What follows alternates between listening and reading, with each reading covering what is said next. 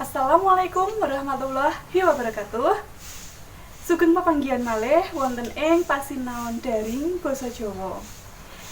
Ing minggu kepungkur, awak dhewe sampun bahas bab sandangan wa mandaswara.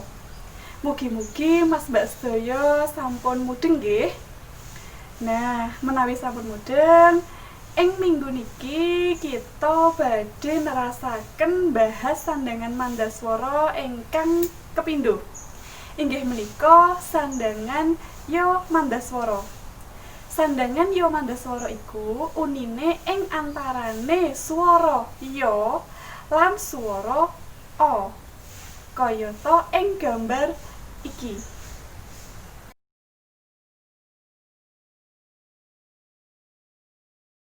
Sabanjure, awak dhewe mlebu ana ing materi inti, yaiku kaidah panulise ya mandaswara kaya ing pembahasan iki.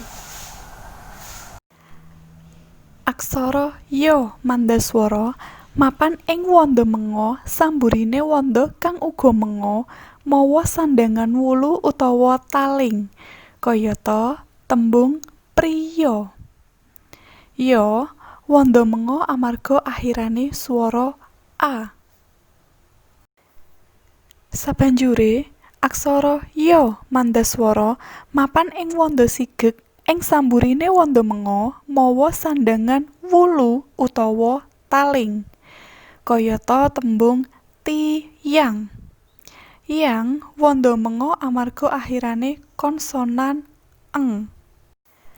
Aksara ya mandaswara kanggo gantine panambang a.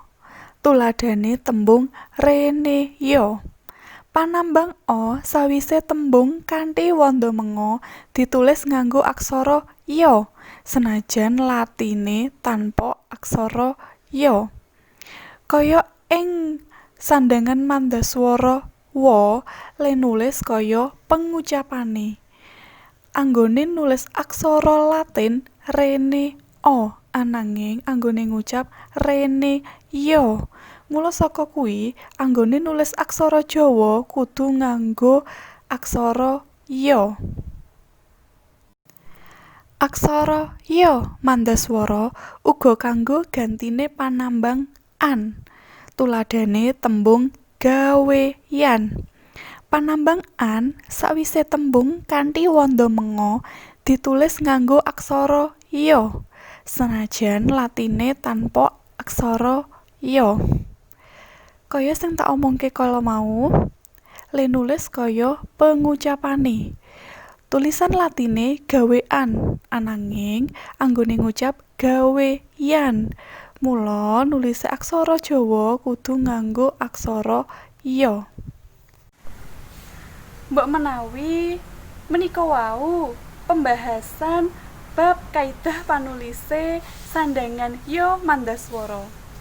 Kanthi rampunge pembahasan kala wau, mula materi bab sandangan mandaswara uga sampun rampung.